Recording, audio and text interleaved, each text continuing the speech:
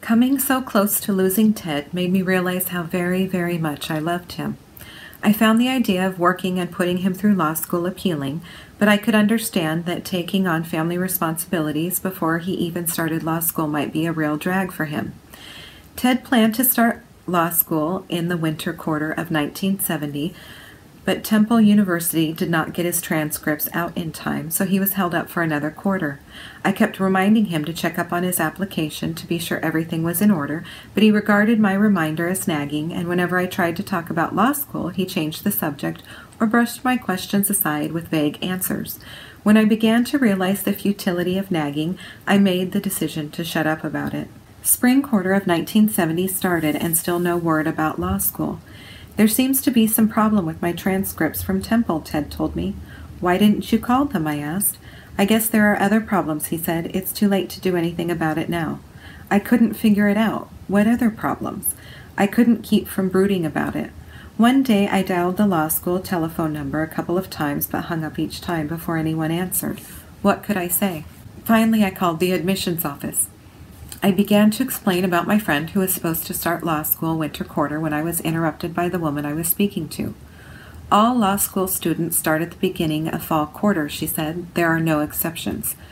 There must be some mistake, I told myself. Then it dawned on me whose mistake it was. I was livid by the time Ted showed up at my office to take me home. How could you lie to me? I asked him. I am going to start school for sure this summer, he said, but I still have 2 years of undergraduate work left. I can understand if you can't live with it.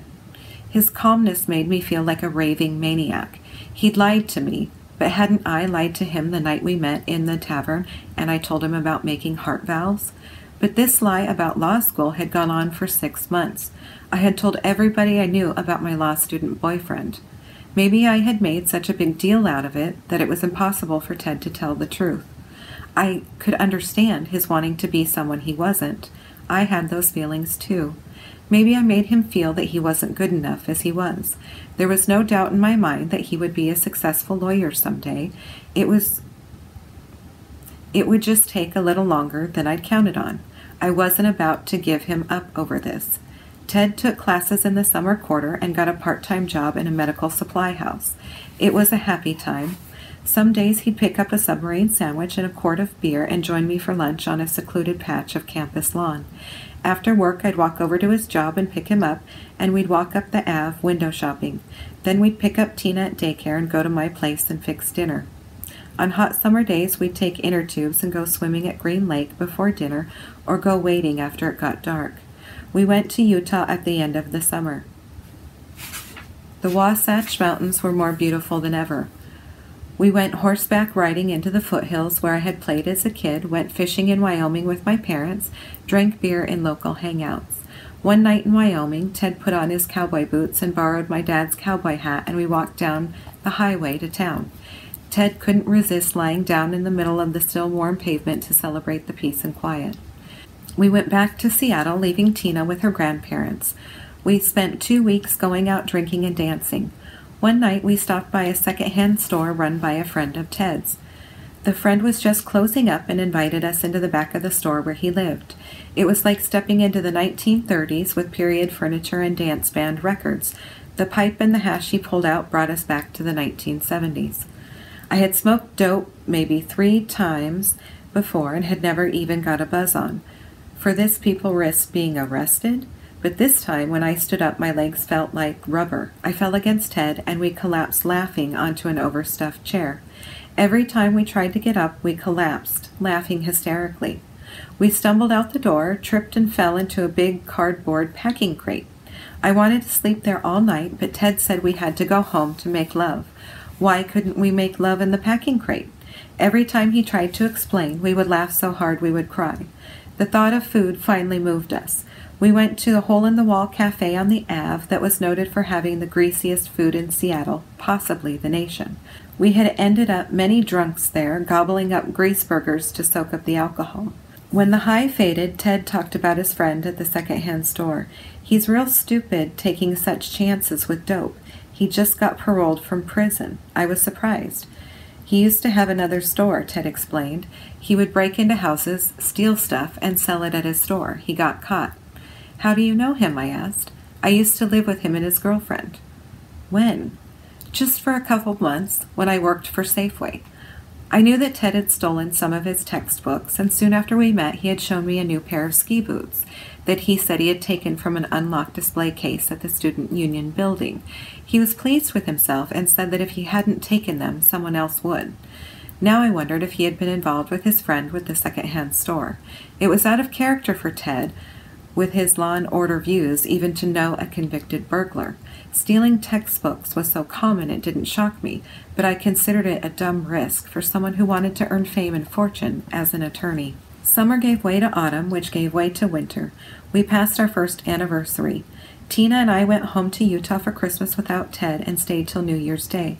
I spent New Year's Eve with my high school girlfriends, getting blasted and telling them about my wonderful boyfriend.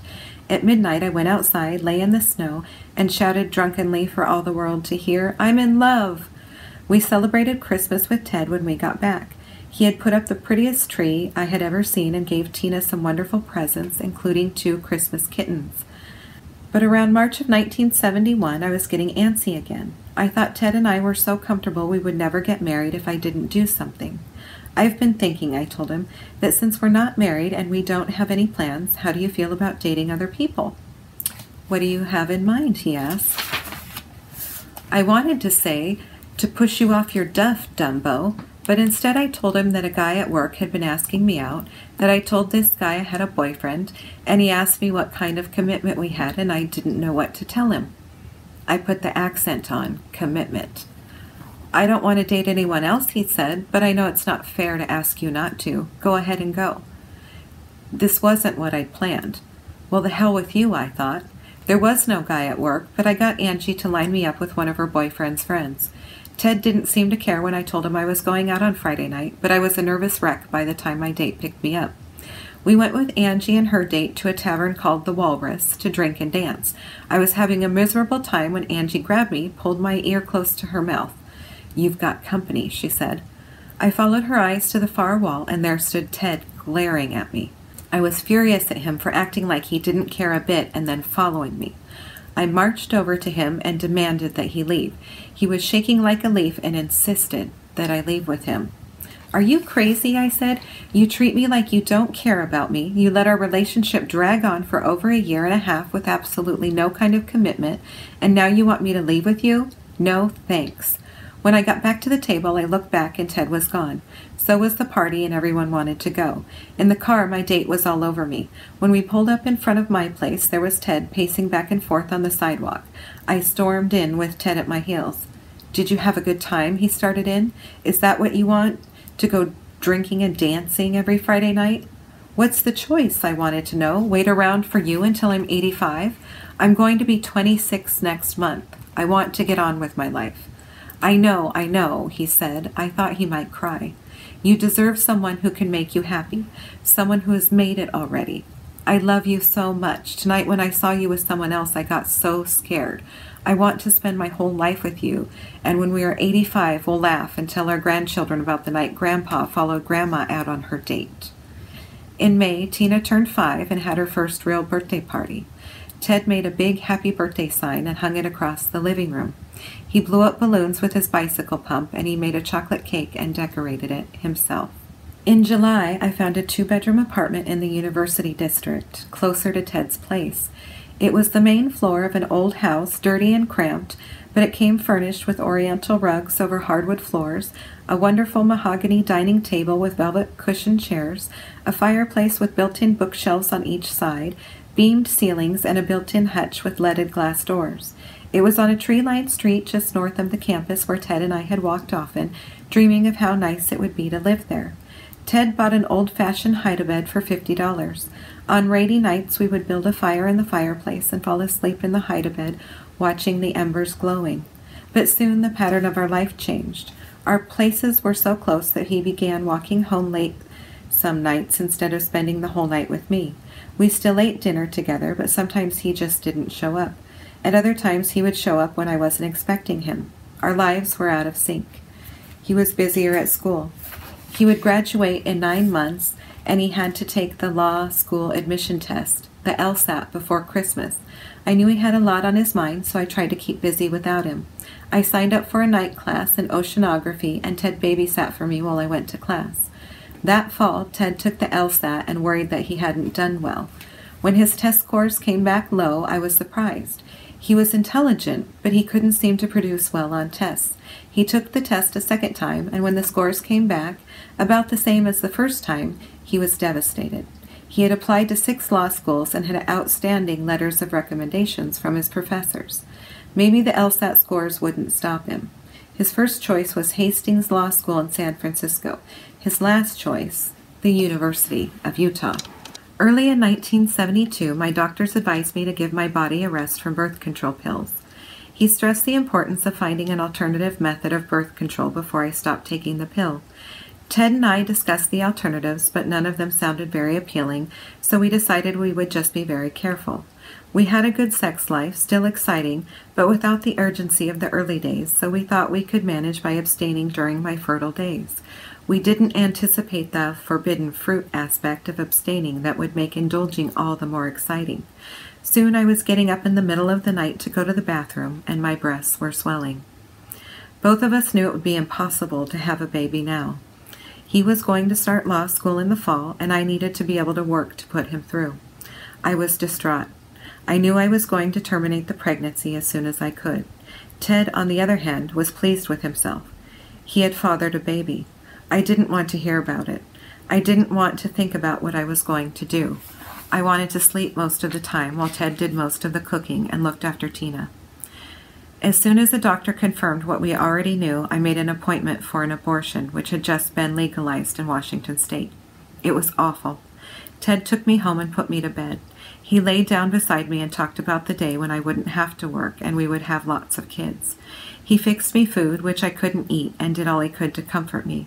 Within a few days, I was feeling better and determined never to think of it again. When the University of Utah Law School sent Ted an acceptance letter, he was ecstatic. Feeling sure that this was only the beginning of his acceptances, he wrote and declined the offer. Then 5 rejections arrived in a row. Now Ted cried, and it was my turn to offer comfort. It took him a couple of weeks to get back on his feet, but he decided that a year's worth of work experience would look good on his record, and he would just have to reapply next year. Chapter 6. In June 1972, Ted graduated from the University of Washington with honors. His family came to Seattle for the celebration, the graduation ceremonies, and then a salmon dinner at my place. Ted proposed a toast to me for my help in getting him through school. His mother wanted to know what I had done to help. Had I typed his papers? Didn't she know I was practically supporting him? As a graduation present, I gave him a yellow rubber raft. Tina went to Utah to stay with my parents in June, and Ted took a full-time job for the summer at Harborview Hospital's Mental Health Center. I spent the July 4th weekend in Utah, but Tina didn't come back with me. I was lonely, and everything seemed to make me sad. The day I got back, Ted asked me if I wanted to go out the next night, a Friday, but I was so tired I said I didn't know. The next day I felt a lot better and called Ted at his job to tell him that I did want to go out after all. He stammered and hemmed and hawed and finally told me that he had a date. What? A date? With who? A woman I work with. Remember, I asked you first. Tell me you're kidding, I pleaded. Please don't do this to me. I slammed down the phone and waited for him to call back, but he didn't. I told my boss I had to leave. I rode my bike home, crying all the way and talking out loud to myself, telling myself it wasn't true. I took my bike into my apartment and threw it on the floor. I let out a scream. You asshole, I shouted. You fucker. You made me kill my baby for you, and you're a goddamn career. You're a miserable son of a bitch, Ted Bundy. I hate you. Then I started in on myself. God, you're stupid, Liz. You're a goddamn stupid idiot, a goddamn ugly pig. What did you think he would do? Love you and cherish you? He's just used you, and now he's through with you. I poured myself a glass of scotch and drank it straight. It burned and tasted awful, but I deserved to be burned. I prayed the phone would ring or that he would knock on the door, put his arms around me, take my pain away. I poured another drink. I went into the bathroom and looked in the mirror at my ugly, puffed face. You're going to be held accountable, I told the face. I took the bottle of scotch, sat in the back closet, and drank till I passed out. When I came to, it was after midnight. My apartment was pitch black, and I didn't want any lights. As long as it was dark, I might be dreaming. There was a little scotch left in the bottle, and I drank it down. Still with the lights out, I changed into my jeans and put on a black sweater and a black parka, put a small butcher knife in my pocket, and set out for Ted's place. I didn't know what I was going to do when I got there. I kept my hand on the knife in my pocket, very much afraid that I would be attacked. I looked up at Ted's windows. No lights, so I sat down on the porch to wait for him. I got cold fast. Maybe this wasn't such a good idea. Maybe if I went back to my place, Ted would be there. I crept back home. No one was there, and no one had been there. I drank the beer in the refrigerator and passed out again. First thing the next morning, I threw on some clothes and drove over to Ted's. His landlord let me in, and when I knocked on Ted's door, there was no answer. I felt around the ledge where Ted always hid his key, found it, and let myself in. The bed was made. Maybe he hadn't come home at all. I poked around the room, looking for evidence, and I found it. In his garbage can was a note from a girl named Marcy. Saw you out riding your bicycle in the sun. Came by to visit, but you weren't here. You missed out. By the time Ted burst into the room, I was lying on his bed, hysterical. "What are you doing here?" he said, coming towards me. I sat up and started scooting backward away from him. I didn't want him to touch me. "Are you all right?" I rolled off the bed and shot past him. He reached out and grabbed me and wrapped his arms around me. I was shaking with rage. I had so much to say that I was speechless.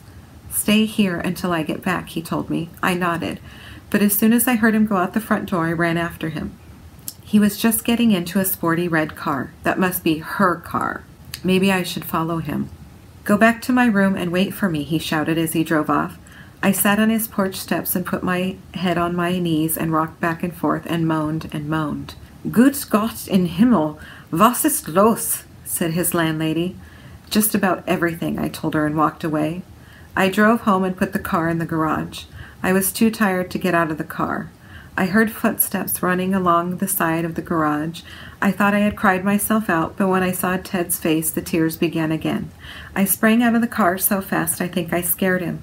I grabbed his shirt and began pushing and pulling at him. "I wish I was bigger than you, then I'd beat the shit out of you," I screamed. He steered me into the house out of earshot of the neighbors. I kept screaming at him. "When did you stop loving me? Did you ever really love me? Why didn't you even tell me?" I went on, out of control. I ran to the bathroom and locked myself in. Ted stood outside the bathroom door. "Please come out here and talk to me," he was saying. "Get out of here and leave me alone. I hate you, I hate you, I hate you." The berserk sound of my own voice scared me. I was starting to feel detached from myself. I wondered what the people upstairs must be thinking. "I'm going to get Angie," Ted shouted over my shouting. "Will that make you feel better?" "Oh, yes," I said. "That will make everything fine. You get Angie and things will be swell again." Within a few minutes, Ted was back with Angie, who had a towel wrapped around her wet hair. He had crashed in on her while she was in the shower and scared the hell out of her. "Why didn't you call me?" she said. What good would that do, I wondered. Would that make Ted love me? What was the point? Angie and I talked. Ted said little. I wanted to know more about this other woman, Marcy. He told me she was just somebody he worked with at Harborview. How long had they been dating? Well, they had spent the 4th of July together, he said.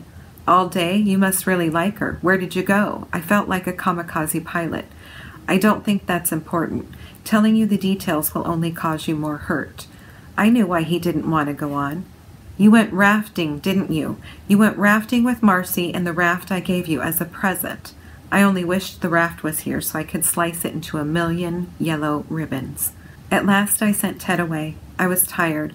I spent the next few days with Angie, talking, drinking, ranting, raving, crying some more. Ted looked in from time to time. I finally realized that life was going to go on.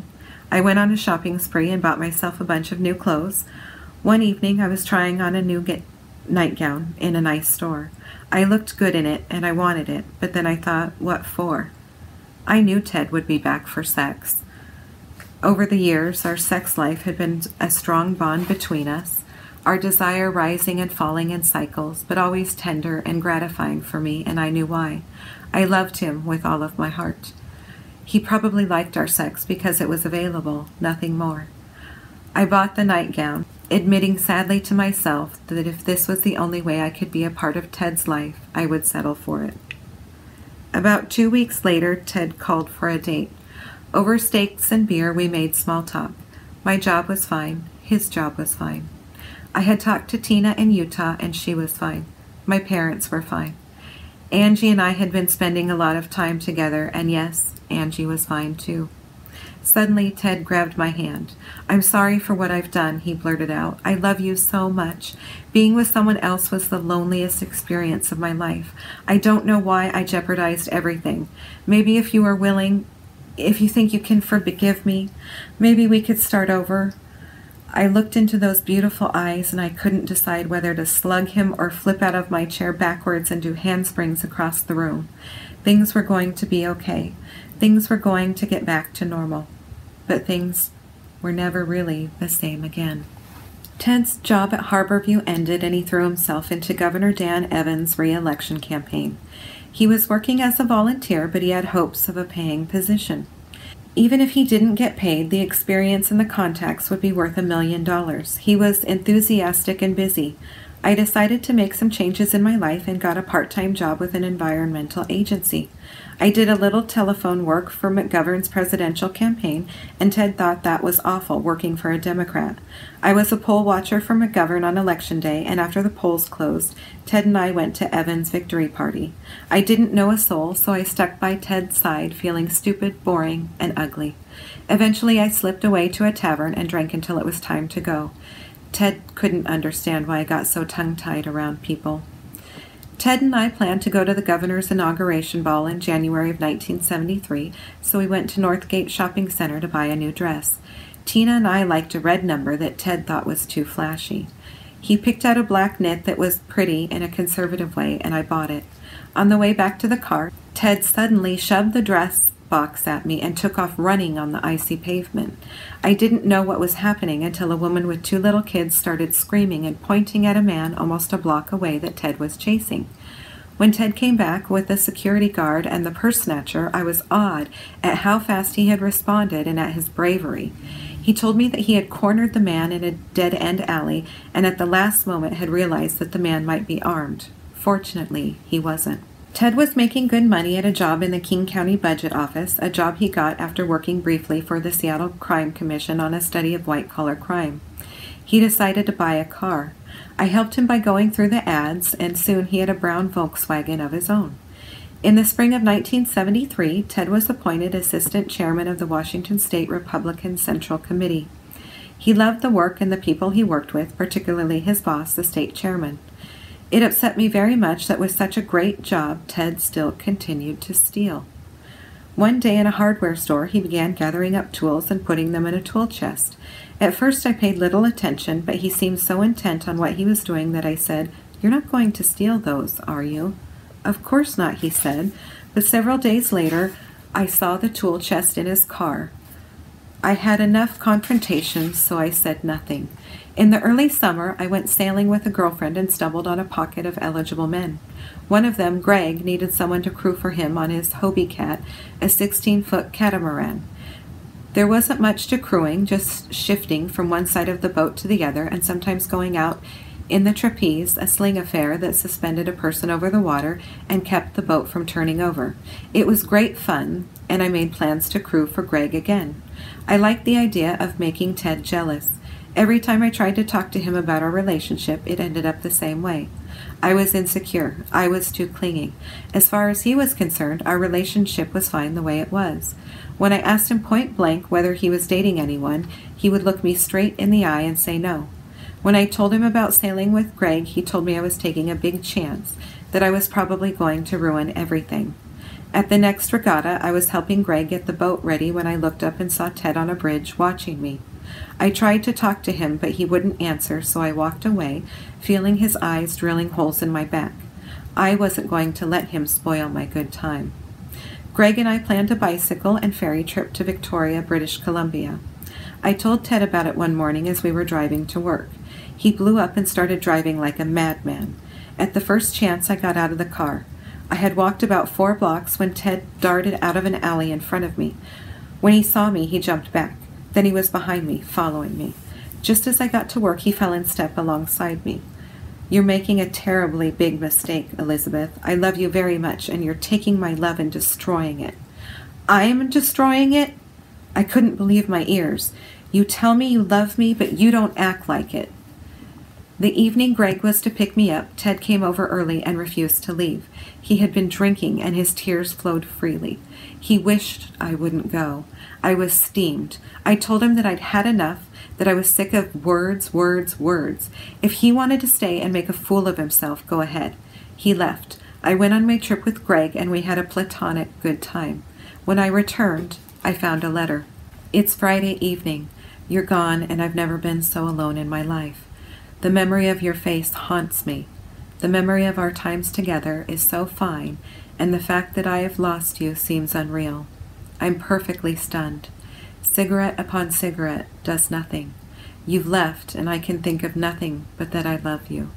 I love you now. I loved you in the past. I'll love you as long as I draw breath. With tears in my eyes, I punish myself. Shaking my head, I can't believe I have driven you to find someone else. Your smile, your hand in mine, your loving daughter, the three of us together, these memories are the fondest memories I can ever hold. My insensitivity has destroyed everything. I am looking inward as you told me to. I love you. I want you. Forever. Love, Ted. There would be more such letters, and as often as I had told Ted that actions spoke louder than words, all he had to do was say the right ones. I told Greg that I couldn't see him anymore. Ted was attentive and loving for about a month, then we slipped into the familiar pit-stop routine. In August, my car was stolen, and when I got it back, the only thing I could tell was missing was an oriental knife that Ted had put in the glove compartment a couple of weeks earlier, saying that some friends had given it to him. 3 days later, Ted borrowed my car, and 2 blocks from my house nearly totaled it. I had it fixed and drove it another 50,000 miles. In the fall, Ted started night law school at the University of Puget Sound in Tacoma. Now that he was a student again, I saw more of him. Occasionally, he took me to class with him, and I enjoyed that. I was trying to change so he would love me as he used to. My dependency bugged him, so I tried to get involved in things on my own. I went skiing every Friday night. I liked to ski, but I loved the drinking that went along with it. Hot buttered rums and coffee nudges. A couple of times I never even put my skis on. Strange as it seemed, I started going to church again. I was feeling a lot of guilt about the kind of life I was living, and I prayed that I would learn something at church that would get my life back on track again. Ted came skiing with me sometimes, but our favorite pastime was playing chess with Tina's toy chess set and drinking hot spiced wine. For Christmas, I gave Ted a really nice hand-carved chess set. He had picked out a special present for me, a really nice hand-carved chess set. As usual, Tina and I went home for Christmas. When my parents asked me about Ted, I didn't know what to tell them. I still thought we would get married when the time was right, but I had no idea when that time would be. When we returned, Ted was wearing an expensive-looking red parka, a Christmas present from his mom, he said. He had on a head-brand ski sweater, another present from his mom. In his room, there was a nice antique clock on the wall, from his mom. His mom was on a tight budget. I asked him if he had stolen anything lately. His indignation was so intense, I almost believed him.